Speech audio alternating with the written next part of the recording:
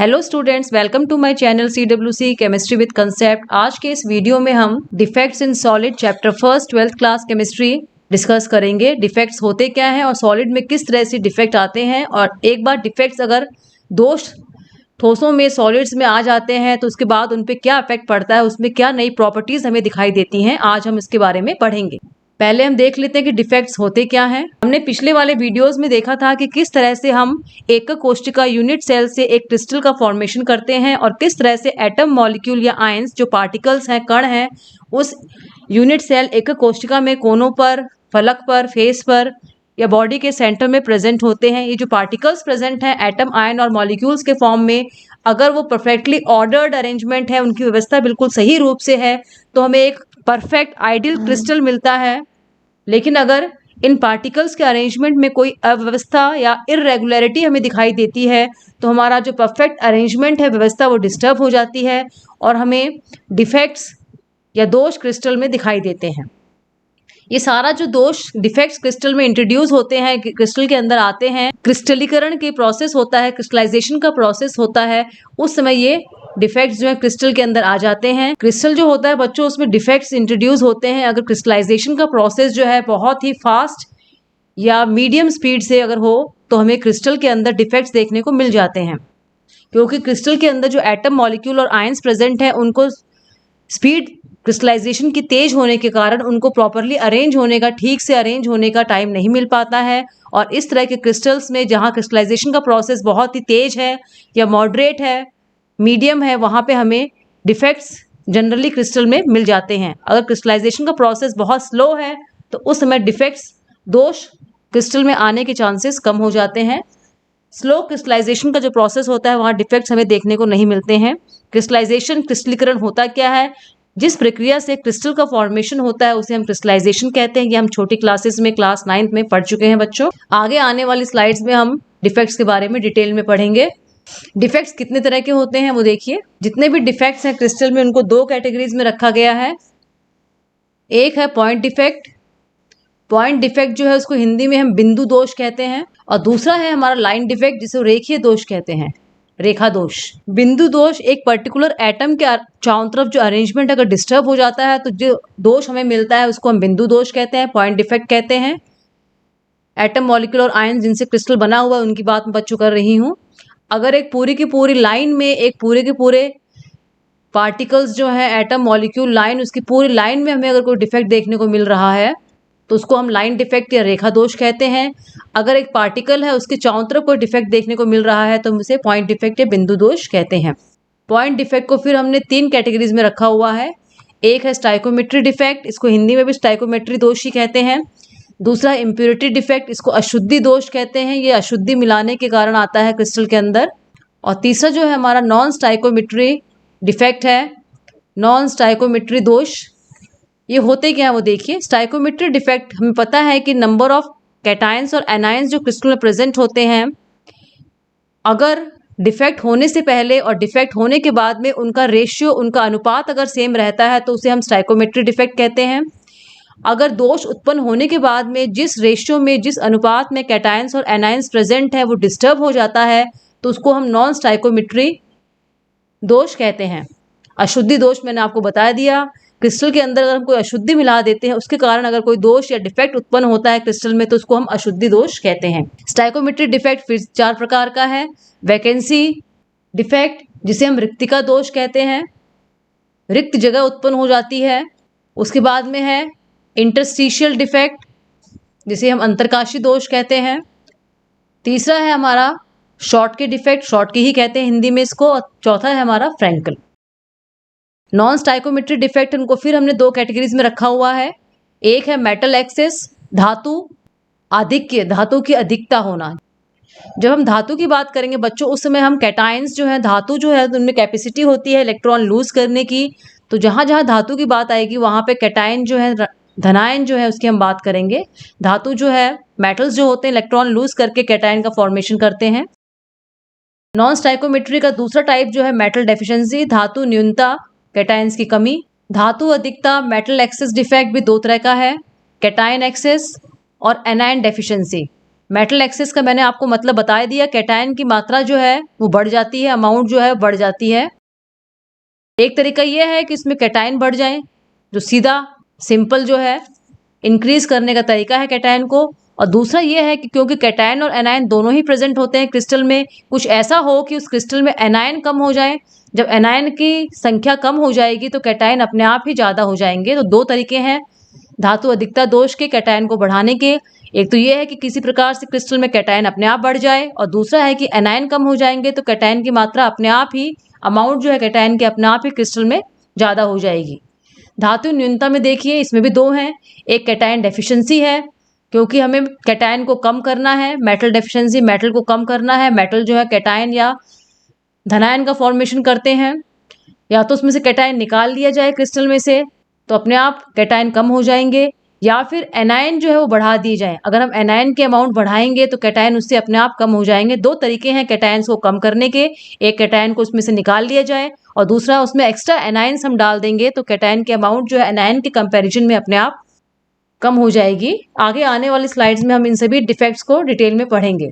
पहला है हमारा पॉइंट डिफेक्ट। अभी मैंने आपको शॉर्ट में बताया था, जब कोई डिफेक्ट जो है किसी पॉइंट की चारों तरफ जो है एग्जिस्ट करता है तो उसको हम पॉइंट डिफेक्ट या बिंदु दोष कहते हैं। अगर क्रिस्टल लैटिक, क्रिस्टल जालक के किसी पॉइंट पे, जालक बिंदु पे हमें कोई डिफेक्ट देखने को मिलता है तो वो हमारा बिंदु दोष पॉइंट डिफेक्ट में आता है। एक परमाणु के चारों तरफ किसी प्रकार का कोई डिफेक्ट होता है तो वो हमारा पॉइंट डिफेक्ट में आएगा बच्चों। अगर लाइन डिफेक्ट की हम बात करें तो हमें पूरी जो है अरेंजमेंट में एक पर्टिकुलर रो के अंदर, एक पंक्ति के अंदर अगर डिफेक्ट दिखाई देता है, पूरी की पूरी पंक्ति के अंदर ही कोई दोष होता है तो उसको हम लाइन डिफेक्ट या रेखीय दोष कहते हैं। पॉइंट डिफेक्ट को हम और डिटेल में बच्चों पढ़ लेते हैं। मैंने आपको बताया था ये दो तरह के होते हैं, स्टोइकोमेट्रिक डिफेक्ट और नॉन स्टाइकोमेट्रिक दोष डिफेक्ट, जैसा हमने फ्लो चार्ट में देखा था। मैंने आपको बताया था उस समय फ्लो चार्ट समझाते वक्त कि स्टोइकोमेट्रिक दोष बच्चों वो होते हैं जिसमें दोष पैदा होने के पहले और पैदा होने के बाद में कैटायंस और एनायंस का रेशियो जो है बच्चों सेम रहेगा। मान लीजिए हमारे पास कोई क्रिस्टल है, उस क्रिस्टल में Na+ और Cl- जो है दोनों 10-10 है। ये हमारा परफेक्ट क्रिस्टल था, लेकिन अब क्योंकि हमें इसमें डिफेक्ट उत्पन्न करना है तो इसमें से एक जो है Na+ निकल गया, ये भी 9 हो गया, और एक जो है Cl- निकल गया। डिफेक्ट जो था उसके पैदा होने से पहले भी इन दोनों का रेशियो 1:1 था, और डिफेक्ट जब हो गया दोनों में से एक Na+ और एक Cl- निकल गया, उसके बाद भी रेशियो हमारा 1:1 है। हालांकि इसमें डिफेक्ट तो पैदा हुआ है क्योंकि जो आइडल अरेंजमेंट था, सोडियम के 10 आयंस थे, क्लोराइड के 10 आयंस थे, वो आइडल अरेंजमेंट से विचलन हो गया है, दोनों के 9-9 हो गए हैं तो डिफेक्ट इसमें पैदा हो जाएगा। लेकिन जो रेशियो है Na+ का और Cl- का, वो डिफेक्ट होने के बाद भी 1:1 ही रहेगा। इसलिए इस प्रकार के दोष जो होते हैं डिफेक्ट, उनको स्टाइकोमेट्रिक डिफेक्ट्स कहते हैं। ये हमारे 4 तरह के होते हैं बच्चों।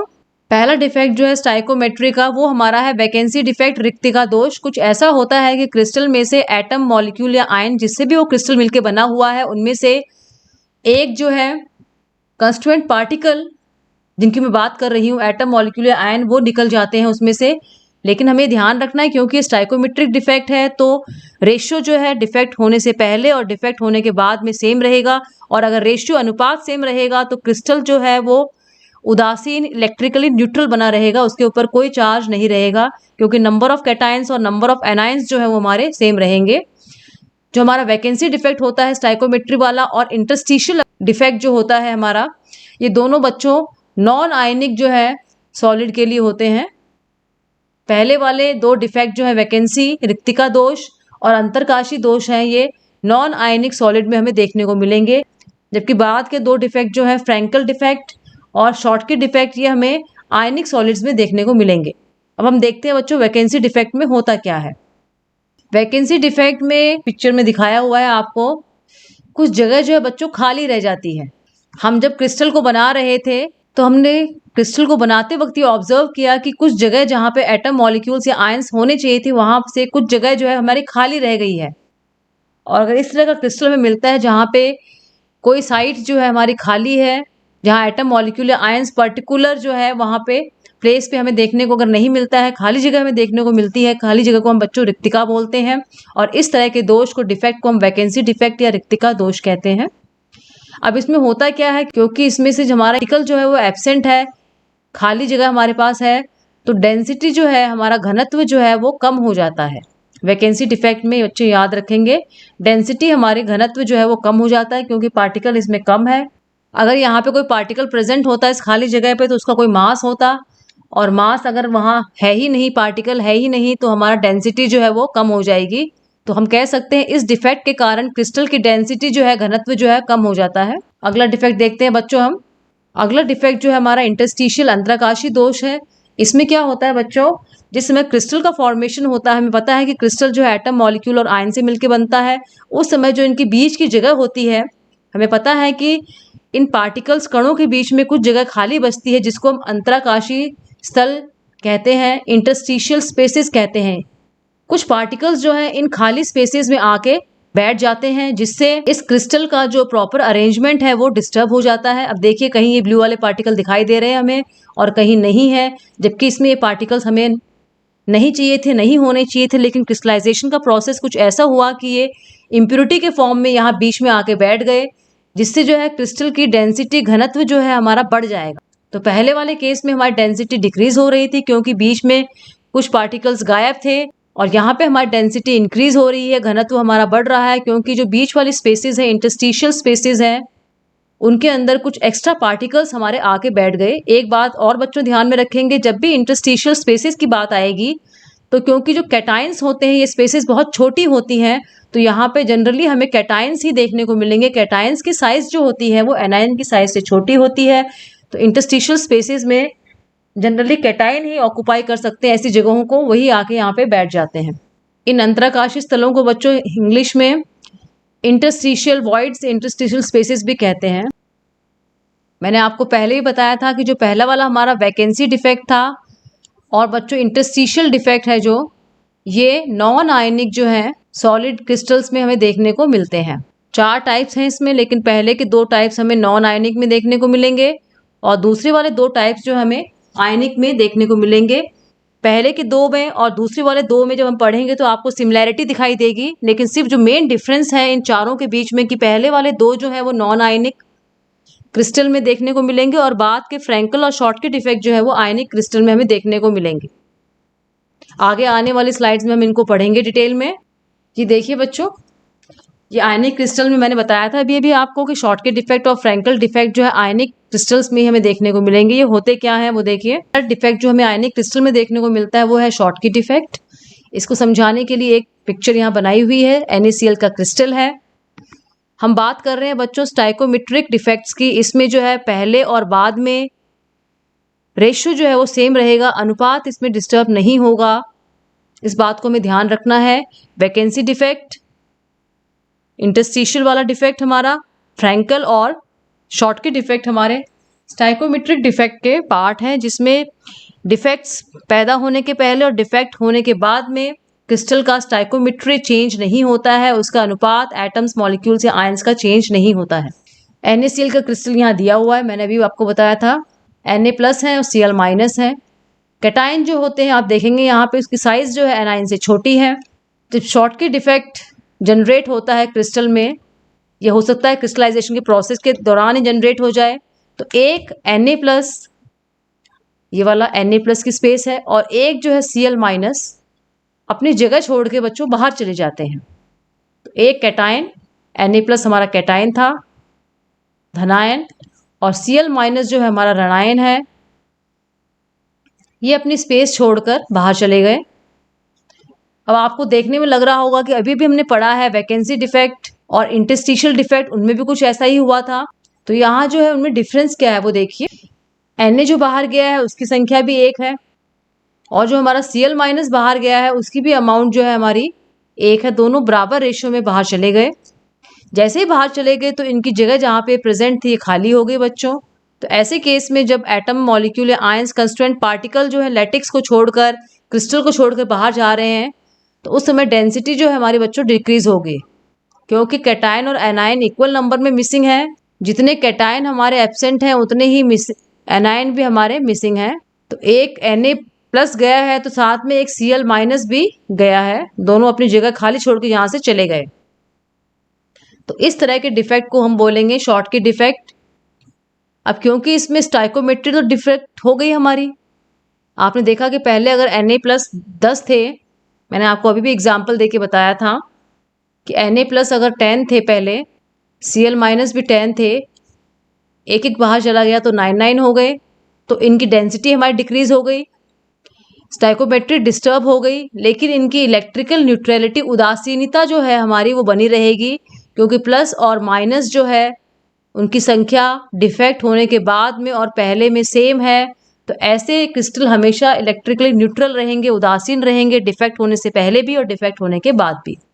शॉर्टकट डिफेक्ट जिन क्रिस्टल्स में हमें देखने को मिलता है, NaCl है, AgBr है, KCl है और ये सीजियम क्लोराइड जो है, ये क्रिस्टल्स हैं जिनमें हमें शॉर्टकट डिफेक्ट देखने को मिलता है। तो बच्चों याद रखेंगे कि शॉर्टकट डिफेक्ट जो होता है उसमें कैटायंस और एनायंस जो है बराबर मात्रा में सेम अमाउंट में अपनी जगह को छोड़कर चले जाते हैं। इसमें रेशो जो है डिफेक्ट से पहले और डिफेक्ट के बाद में डिस्टर्ब नहीं होता है, क्योंकि रेशो चेंज नहीं हो रहा है, इसीलिए ये इलेक्ट्रिकली न्यूट्रल होते हैं डिफेक्ट के पहले और डिफेक्ट से बाद में।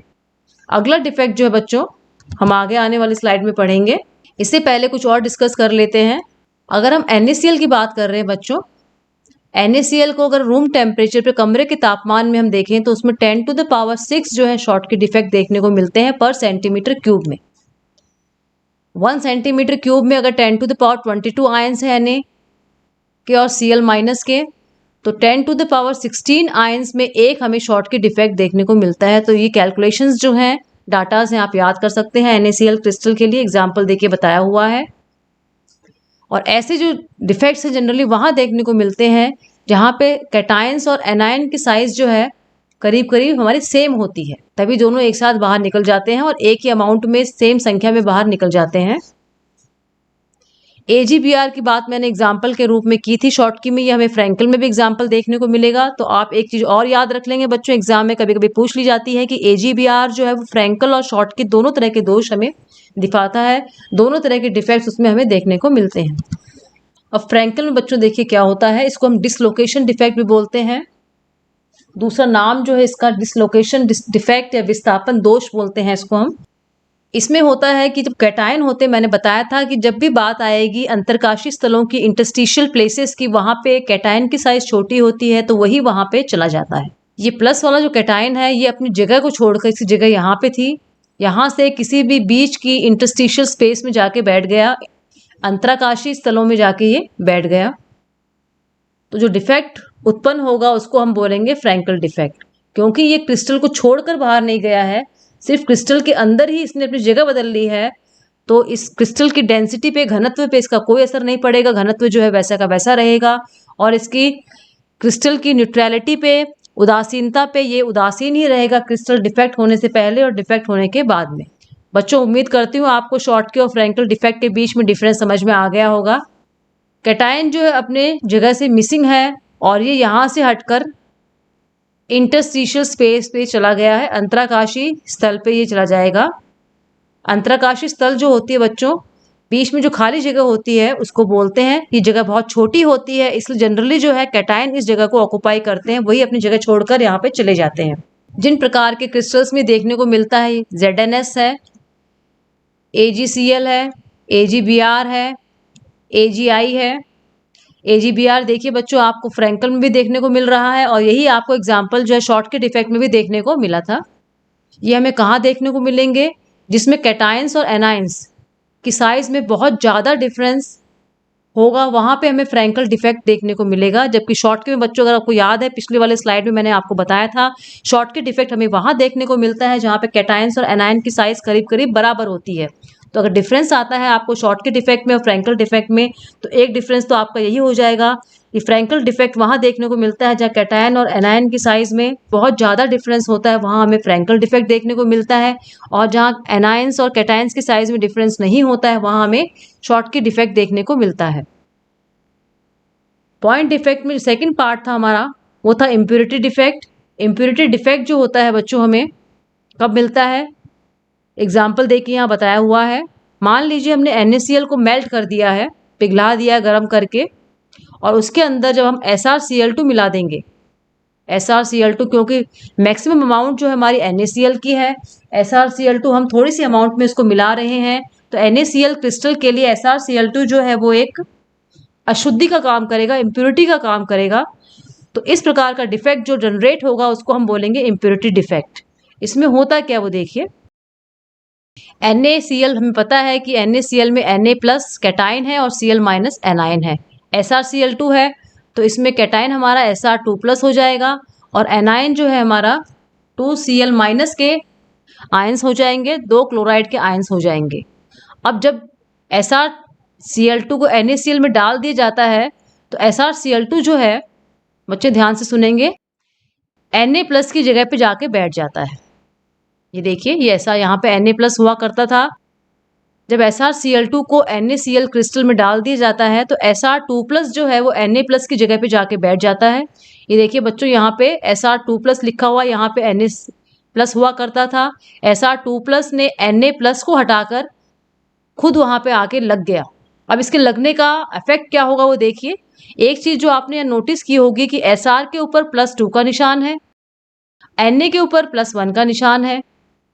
अब क्योंकि ये क्रिस्टल जो है डिफेक्ट होने से पहले और डिफेक्ट होने के बाद में उदासीन रहेगा, मतलब प्लस और माइनस की संख्या बराबर रहेगी। इलेक्ट्रिकली न्यूट्रलिटी को मेंटेन करने के लिए 2 प्लस यहाँ से निकलने होंगे, क्योंकि ऐसा जो आ रहा है वो 2 प्लस का निशान लेकर आ रहा है। तो अगर 2 Na प्लस बाहर निकलेंगे तभी जाकर हमारा ये क्रिस्टल जो है दोष उत्पन्न होने के बाद में, डिफेक्ट के बाद में इलेक्ट्रिकली न्यूट्रल रह पाएगा। तो एक Na प्लस यहाँ से निकला हमारा, तो एक Na प्लस की जगह तो आके Sr2 प्लस बैठ गया। दूसरा Na प्लस हमारा यहाँ से निकला। अब ये जगह हमारी खाली बच जाती है। बच्चों खाली क्यों बची? मैंने अभी भी आपको बताया है कि 2 Na हैं, दोनों के ऊपर प्लस प्लस का निशान है और Sr जो अकेले आ रहा है उसके ऊपर +2 का निशान है, क्योंकि टोटल नंबर ऑफ प्लस और माइनस के साइन जो है बराबर रहने हैं क्रिस्टल में डिफेक्ट होने के बाद भी। तो 2 Na प्लस निकलेंगे, एक Sr2 प्लस जब क्रिस्टल के अंदर आएगा, क्योंकि 2 Na प्लस निकलेंगे तभी 2 प्लस के चार्ज बाहर निकलेंगे और Sr जब आएगा वो 2 प्लस के चार्ज लेकर आएगा। एक जगह Na की वो खुद बैठ जाएगा, जबकि दूसरी वाली Na की जगह वहां खाली पड़ी रहेगी। वहां पे एक तरह की खाली जगह, रिक्तिका उत्पन्न हो जाएगी। तो हम कह सकते हैं कि प्रत्येक Sr+2 जो आ रहा है, हर Sr+2 जो NaCl क्रिस्टल में एंटर कर रहा है उसको क्रिस्टल में वेलकम करने के लिए 2 Na प्लस को वहां से हटना पड़ेगा। 2 Na प्लस इसलिए हटेंगे क्योंकि Sr+2 का निशान लेके आ रहा है और क्रिस्टल को डिफेक्ट होने के बाद भी न्यूट्रल उदासीन ही रहना है। 2 Na प्लस क्रिस्टल में से बाहर चले गए, एक Na प्लस की जगह तो Sr+2 बैठ जाएगा और दूसरे Na प्लस की जगह जो है खाली हमारी बच जाएगी। तो इस प्रकार से जितनी भी रिक्तिकाएं, खाली जगह जो बचती हैं, उनकी संख्या बच्चों कितनी होगी? उनकी संख्या जो है जितने Sr2 प्लस आ रहे हैं उसकी संख्या के बराबर होगी। आपने देखा कि जब एक Sr+2 आया तो एक Na की जगह खाली बच गई। अगर 2 आएंगे तो 2 Na की जगह खाली बच जाएगी।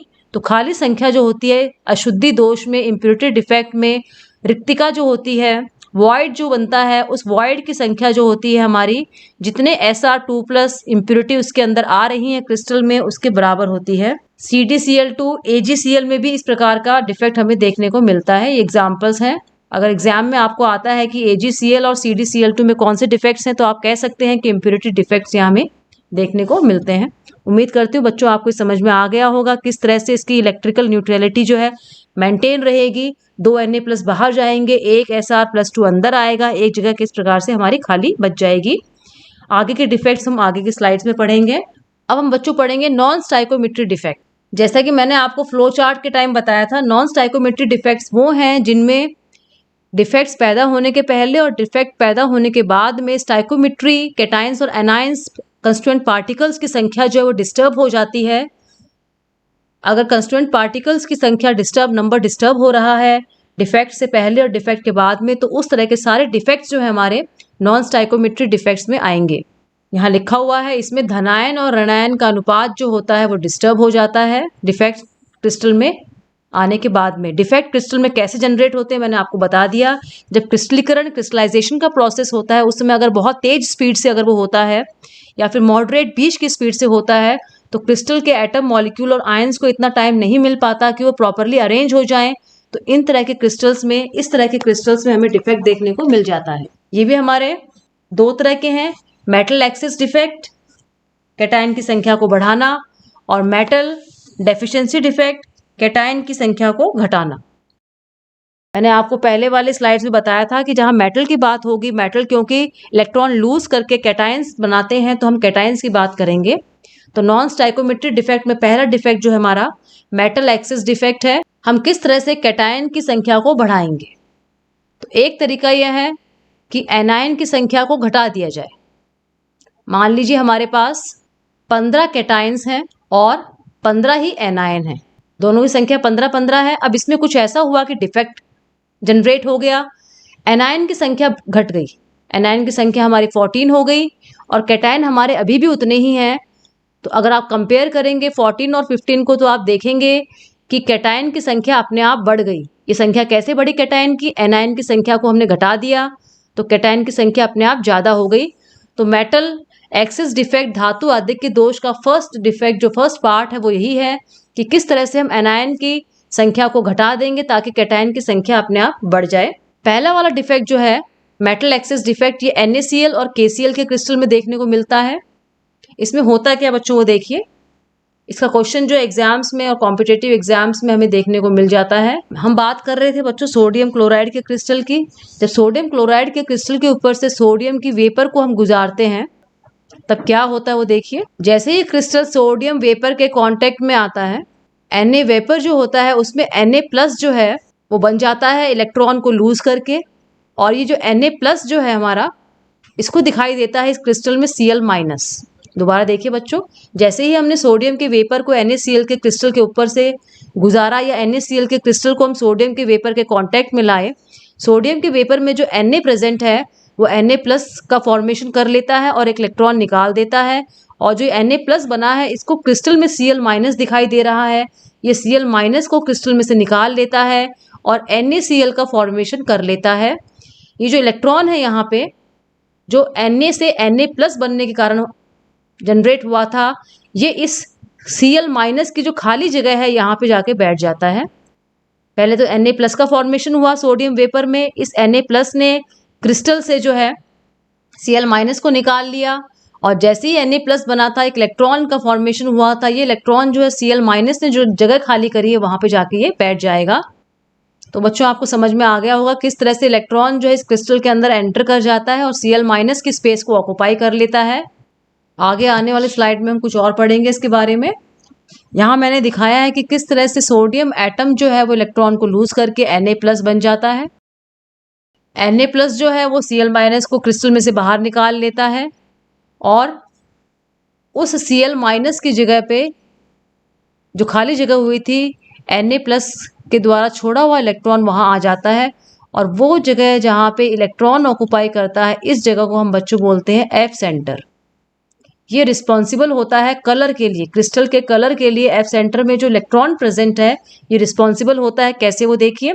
जैसे ही कोई लाइट हम देंगे, एनर्जी देंगे इसको, ये उस लाइट में से एनर्जी एब्जॉर्ब कर लेगा और यहाँ से वहाँ पर ये मूव करना शुरू करेगा, और जब दोबारा अपनी पोजीशन में आएगा तो वो लाइट को इमिट करेगा, रेडिएशन को निकालेगा किसी कलर के रूप में, जो हमें उस क्रिस्टल का कलर दिखाई देगा।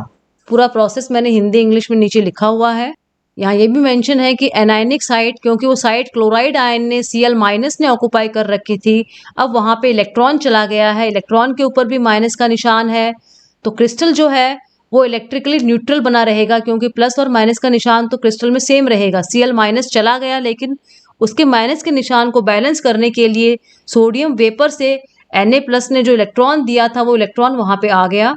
तो ऐसे केसेस में, इस तरह के डिफेक्ट्स में, पूरा का पूरा क्रिस्टल जो है डिफेक्ट होने के बाद भी उदासीन बना रहता है, न्यूट्रल बना रहता है, और इस तरह के क्रिस्टल जो है उनमें कलर दिखाई देता है। कलर क्यों दिखाई देता है, मैंने अभी भी आपको रीजन बताया है कि F सेंटर जो है इसमें इलेक्ट्रॉन प्रेजेंट है, ये एनर्जी को एब्जॉर्ब करके हायर लेवल्स में मूव करेगा, और जब दोबारा अपने लेवल में आएगा तो ये रेडिएशन को इमिट करेगा, जो हमें कलर के फॉर्म में दिखाई देगी। जब इलेक्ट्रॉन ये ग्राउंड स्टेट से तलस्त अवस्था से एक्साइटेड स्टेट में मूव करेगा और दोबारा आएगा ग्राउंड स्टेट में, तो हमें कलर दिखाई देता है। तो अगर आपको एग्जाम में क्वेश्चन आता है कि NaCl का क्रिस्टल है उसमें कलर क्यों दिखाई देता है, तो आपको कहना पड़ेगा कि F सेंटर पे जो फ्री इलेक्ट्रॉन है, ये इलेक्ट्रॉन रिस्पॉन्सिबल होता है Na क्रिस्टल के कलर के लिए। NaCl जो है इस फ्री इलेक्ट्रॉन के कारण ही येलो कलर का या पीले कलर का दिखाई देता है। ऐसा ही एग्जाम्पल लिथियम क्लोराइड का हम ले सकते हैं। जब लिथियम क्लोराइड का क्रिस्टल है, इसके ऊपर से हम लिथियम की वेपर गुजारते हैं तो लिथियम जो है वो Li+ बना लेता है और लिथियम क्रिस्टल में से जो है ये Cl- को बाहर निकाल लेता है। जब लिथियम प्लस बना था वो इलेक्ट्रॉन जो है Cl- की जगह को ऑक्युपाई करने के लिए क्रिस्टल में चला जाता है, F सेंटर का फॉर्मेशन करता है और हमें जो लिथियम क्लोराइड का क्रिस्टल है वो गुलाबी पिंक कलर का दिखाई देता है। ऐसा ही पोटेशियम क्लोराइड के क्रिस्टल के साथ होता है। जब पोटेशियम क्लोराइड के क्रिस्टल के ऊपर पोटेशियम की वेपर्स को हम गुजारते हैं, उस वेपर में प्रेजेंट K जो है वो K+ का फॉर्मेशन करता है, साथ में इलेक्ट्रॉन निकलता है। ये K+ जो है क्रिस्टल में से Cl- को बाहर निकाल लेता है। Cl- जो जगह छोड़कर आता है वहां पे इलेक्ट्रॉन चला जाता है, F सेंटर का फॉर्मेशन करता है और F सेंटर F केंद्र के बनने के बाद में उसमें भी हमें बैंगनी कलर दिखाई देता है। तो पोटेशियम क्लोराइड का क्रिस्टल बैंगनी कलर का होता है। रीजन आपको पूछेंगे तो आप बता सकते हैं। लिथियम क्लोराइड का क्रिस्टल जो है वो गुलाबी कलर का होता है जब उसके ऊपर से लिथियम की वेपर्स को हम पास करते हैं। F सेंटर जो है, इसमें F जो वर्ड यहाँ काम में आ रहा है उसका मतलब है फेरबेजेंट्रम, जो जर्मन शब्द है, दो वर्ड से मिलकर बना हुआ है, फेरबे और जेंट्रम। फेरबे का मतलब होता है कलर और जेंट्रम का मतलब होता है सेंटर। तो कलर्ड सेंटर जो गोला है, जो खाली जगह है जहां पे इलेक्ट्रॉन प्रेजेंट है, जो कलर के लिए रिस्पॉन्सिबल है, उसको हम F सेंटर कहते हैं। अगला है इसका पार्ट, किस तरह से हम कैटायन को बढ़ा सकते हैं। इसमें जो है बच्चों एक्स्ट्रा कैटायन जो है वो खाली जगह पे आ जाता है, इंटरस्टिशियल स्पेसेस में आके बैठ जाता है। इसको भी हम एग्जाम्पल के द्वारा अच्छी तरह समझ सकते हैं। पहले वाले डिफेक्ट में बच्चों हमने एनायन को कम किया था तो मेटल अपने आप बढ़ गया था। इस वाले केस में हम कैटायन को ही बढ़ा देंगे, मेटल को ही बढ़ा देंगे। जो बीच की जगह है, इंटरस्टिशियल स्पेस जो है, वहां पे एक्स्ट्रा कैटायन आ जाएगा। एग्जाम्पल मैंने कहा था आप समझ पाएंगे अच्छी तरह से। एग्जाम्पल हमने लिया है जिंक ऑक्साइड का। जब हम जिंक ऑक्साइड को गर्म करते हैं, गर्म करने पर ये इसका कलर हमें येलो मिलता है। जैसे हम ZnO को गर्म करते हैं, Zn2+ का फॉर्मेशन होता है और 4 इलेक्ट्रॉन्स हमारे बनते हैं, क्योंकि हमने 2 ZnO लिए हैं तो 4 इलेक्ट्रॉन बने हैं। एक ZnO लेंगे तो 2 इलेक्ट्रॉन बनेंगे और ऑक्सीजन का फॉर्मेशन होता है। ये मॉलिक्यूल है, अणु है और ये निकल जाता है। तो बच्चों जब हम ZnO को गर्म करते हैं, Zn2+ आयन का फॉर्मेशन होता है, इलेक्ट्रॉन का फॉर्मेशन होता है और ऑक्सीजन यहाँ से निकल जाता है। अब Zn जब था हमारा इस रूप में, ZnO के रूप में था, तो हम जानते हैं कि आयनिक क्रिस्टल है। Zn ने जो है 2 इलेक्ट्रॉन जो है वो ऑक्सीजन को दे रखे थे और दोनों की जो वैलेंसी थी Zn+2 के फॉर्म में था, ऑक्सीजन -2 के फॉर्म में था। अब इसने क्या किया, क्योंकि 2 Zn थे हमारे पास, 2 Zn होंगे, इसका मतलब 2 O-2 या 2- आयंस बनेंगे। ये जो है हमारे ऑक्सीजन का जो फॉर्मेशन हुआ है ये हमारा अणु बना लेगा और 4 इलेक्ट्रॉन जो है ये क्रिस्टल में छोड़ देगा और खुद जो है O2 के रूप में बाहर चला जाएगा। बच्चों दोबारा देखिए, जब ZnO बना हुआ था हमारा, उसमें Zn+2 के फॉर्म में था, ऑक्सीजन -2 के फॉर्म में था। हमने 2 ZnO के मॉलिक्यूल लिए तो हमारे 2 O-2 O2- का फॉर्मेशन हुआ। इन 2 O-2 ने O2 मॉलिक्यूल बना के बाहर निकल गया और 4 इलेक्ट्रॉन जो है हमारे क्रिस्टल में ही छोड़ के चला जाएगा। ये 4 इलेक्ट्रॉन है, ये वाले इलेक्ट्रॉन है ये। अब जैसे ही ऑक्सीजन यहाँ से निकल गया तो बच्चों इस क्रिस्टल में ऑक्सीजन की संख्या कम हो गई। ऐसे डिफेक्ट्स में बच्चों इलेक्ट्रिकली न्यूट्रलिटी तो बनी रहती है। कैसे बनी रही, ऑक्सीजन जो गया है बाहर निकल के वो अपने इलेक्ट्रॉन वहीं छोड़ के चला गया क्रिस्टल के अंदर। इलेक्ट्रॉन जो है ऑक्सीजन के उस क्रिस्टल के अंदर ही है, तो प्लस और माइनस की संख्या अगर बराबर होगी तो हमारा क्रिस्टल जो है बच्चों उदासीन न्यूट्रल ही रहेगा। ऑक्सीजन जो है वो O2 के फॉर्म में गया है, मॉलिक्यूल के फॉर्म में गया है और अपने इलेक्ट्रॉन वहीं छोड़ गया। तो ऐसे केसेस में, इस तरह के डिफेक्ट्स में इलेक्ट्रिकल न्यूट्रलिटी जो है वो बनी रहती है, लेकिन स्टाइकोमेट्री डिस्टर्ब हो जाती है। पहले जो रेशियो था Zn का और O का वो हमारा 1:1 रेशियो था, लेकिन अब क्योंकि O एक चला गया, O की मात्रा कम हो गई, Zn की अमाउंट जो है 1 बढ़ गई, इसलिए हम इस फॉर्मूले को लिख सकते हैं डिफेक्ट के बाद में। आफ्टर डिफेक्ट जो हमारा फॉर्मूला बन जाएगा ZnO का, वो Znx+1, क्योंकि ऑक्सीजन के जाने के कारण Zn की संख्या अपने आप 1 ज्यादा हो गई। Zn नहीं बढ़ा है बच्चों, ऑक्सीजन चला गया इसलिए Zn की संख्या जो है बढ़ गई। ऑक्सीजन की संख्या 1 कम हो गई तो Zn की संख्या अपने आप 1 ज्यादा हो गई। ये डिफेक्ट होने के बाद की स्थिति है, और जब डिफेक्ट नहीं हुआ था उससे पहले दोनों का रेशियो जो था 1:1 ही था। तो इस प्रकार से जैसे ही ऑक्सीजन निकल गया तो कैटायन धनायन की संख्या अपने आप बच्चों यहाँ पे बढ़ गई। बच्चों, उम्मीद करती हूँ आपको समझ में आ गया कि हीट करने के बाद जो है ऑक्सीजन जो एनायन के फॉर्म में थी वो कम हो गई, और उसके कम होने के कारण जो कैटायन है Zn वो संख्या में बढ़ गए, और जो इलेक्ट्रॉन थे वो ऑक्सीजन साथ में लेके नहीं गया, उस क्रिस्टल में ही छोड़ गया, इसलिए क्रिस्टल की इलेक्ट्रिकल न्यूट्रलिटी जो है वो मेंटेन रहेगी। ऑक्सीजन चला गया लेकिन इलेक्ट्रॉन छोड़ के चला गया। Zn का जो प्लस का चार्ज है वो जो इलेक्ट्रॉन छोड़ कर गया है ऑक्सीजन, उससे बैलेंस हो जाएगा, इसलिए हमारी जो इलेक्ट्रिकल न्यूट्रलिटी जो है वो डिस्टर्ब नहीं होगी, लेकिन स्टाइकोमेट्री डिस्टर्ब हो गई। रेशियो हमारा 1:1 से Zn x+1 और O हो गया, तो रेशियो हमारा हो गया Zn और O का, पहले हमारा 1:1 था, अब रेशियो हमारा हो गया x+1:1 हो गया Zn और O का रेशियो। तो रेशियो डिस्टर्ब हो गया, अनुपात डिस्टर्ब हो गया, इसलिए हमने इस डिफेक्ट को बच्चों नॉन स्टाइकोमेट्री डिफेक्ट की कैटेगरी में रखा है, और स्टाइकोमेट्री वो चेंज हो गई इसलिए नॉन स्टाइकोमेट्री ही है। एग्जाम में जो क्वेश्चन आता है कि Zn जो है व्हाइट कलर का होता है रूम टेम्परेचर पे, गर्म करने पे ये येलो क्यों हो जाता है, तो आपको लिखना पड़ेगा कि इसमें गर्म करने पर ऑक्सीजन जो है वो चली जाती है और इलेक्ट्रॉन छोड़ के चली जाती है क्रिस्टल के अंदर, इसलिए इसका कलर जो है हमारा येलो हो जाता है। दो इलेक्ट्रॉन जो है यहाँ पर उनको बच्चों हम एफ सेंटर नहीं कहेंगे। एफ सेंटर जो है हमारे पहले वाले केस में था जहाँ पे एनायन चला गया था, एनायन डेफिशिएंसी हुई थी, जहाँ एनायन डेफिशिएंसी की बात होगी वहाँ हम एफ सेंटर बोलेंगे, और जहाँ कैटायन की बात करेंगे हम इंक्रीज करने की एनायन के निकलने के कारण, वहाँ पे हम एफ सेंटर की बात नहीं करेंगे। अगली स्लाइड में हम नॉन स्टाइकोमेट्री का दूसरा डिफेक्ट जो है मेटल डेफिशिएंसी डिफेक्ट, उसके बारे में बात करेंगे। धातु न्यूनता दोष, किस तरह से कैटायन की संख्या जो है वो कम हो जाती है। दो तरीके हैं कैटायन की संख्या कम करने की। पहले वाले केस तो बच्चों जो थे हमारे वो कैटायन की संख्या हम बढ़ा रहे थे। कैटायन की संख्या जो होती है एनायन की संख्या से कम होती है इस तरह के क्रिस्टल्स में। कैटायन को कम करने के बच्चों दो तरीके हो सकते हैं। पहला तरीका कि कैटायन किसी तरह से खुद ही निकल के चला जाए, और दूसरा है कि हम एनायन की संख्या बढ़ा दें। जैसे ही हम एनायन की संख्या बढ़ाएंगे तो कैटायन अपने आप कम हो जाएगा।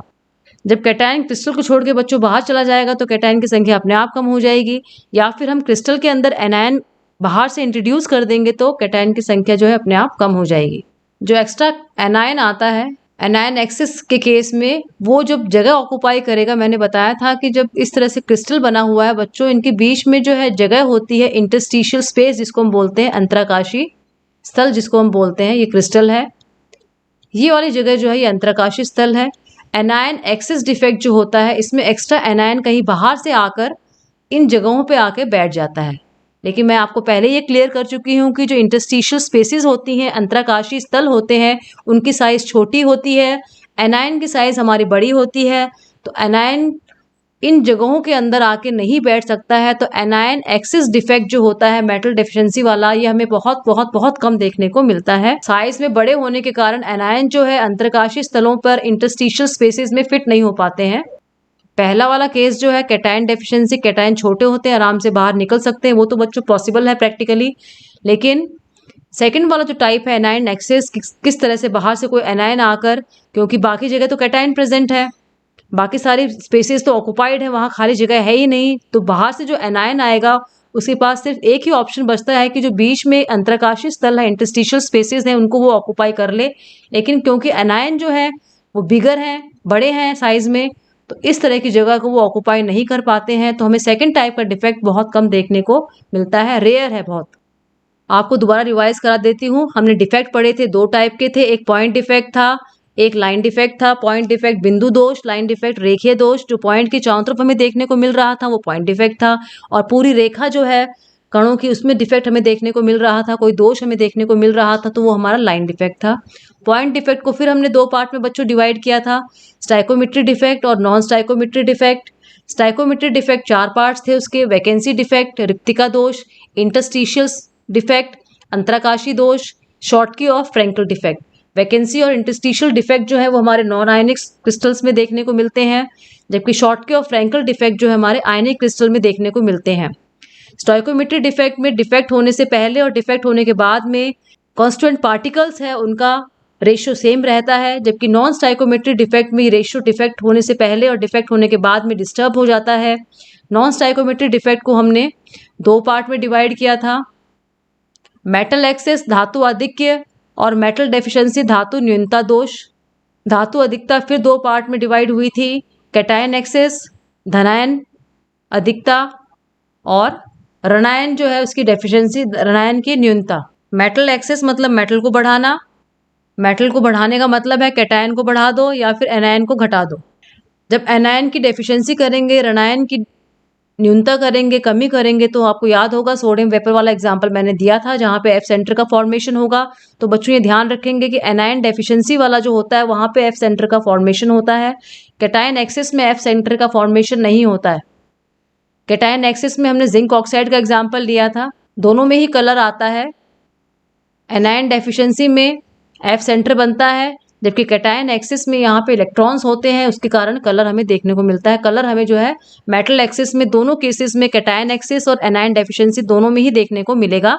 एक में एफ सेंटर के कारण देखने को मिलेगा और एक में फ्री इलेक्ट्रॉन्स के कारण देखने को मिलेगा। एनायन डेफिशिएंसी का एग्जाम्पल सोडियम वेपर वाला करेंगे और कैटायन एक्सिस वाला एग्जाम्पल जो जिंक ऑक्साइड वाला हम याद करेंगे एग्जाम्स के लिए। नॉन स्टाइकोमेट्री का दूसरा पार्ट जो था मेटल डेफिशिएंसी था, धातु न्यूनता दोष था, जो हमने कैटायन को कम करके या फिर एनायन को बढ़ाकर हमने कर सकते हैं। एनायन एक्सिस वाला मैंने आपको बता दिया था कि बहुत कम देखने को मिलता है क्योंकि एनायन की साइज बड़ी होती है, वो अंतरकाशीय स्थलों में इंटरस्टिशियल स्पेसेस में नहीं आ सकता है, इसलिए हमें बहुत रेयर इस तरह के डिफेक्ट्स क्रिस्टल में देखने को मिलते हैं। बच्चों उम्मीद करती हूँ कि आपको ये वीडियो समझ में आया होगा। आपको अच्छा लगे तो लाइक कीजिएगा, अपने फ्रेंड्स को शेयर कीजिएगा। जो बच्चे पहली बार इस वीडियो को देख रहे हैं वो मेरे चैनल को सब्सक्राइब कर दीजिए, बेल आइकन को प्रेस कर देंगे तो आपको आगे आने वाले चैप्टर के वीडियोस के नोटिफिकेशंस टाइमली मिल जाएंगे। थैंक यू बच्चों।